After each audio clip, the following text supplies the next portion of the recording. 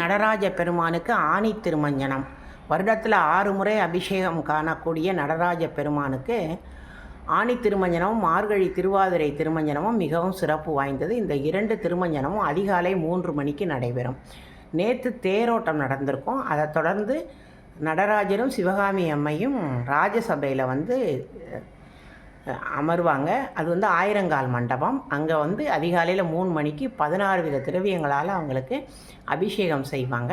அதன் பிறகு நிறைய நகையெல்லாம் போட்டு அந்த அலங்காரம் ஆகி அவங்க 2 பேரும் ஒரு மத்தியானம் போல் நடனமாடிக்கொண்டே, மிகவும் அழகாக நடனமாடிக்கொண்டே ராஜசபையிலேருந்து சிற்சபைக்கு போவாங்க. சிற்றம்பலத்தில் போய் அங்கே அமருவாங்க. மாலை அவங்களுக்கு அங்கே அபிஷேகம் நடந்து 16 வித ஆராதனைகள் அங்கே நடைபெறும்.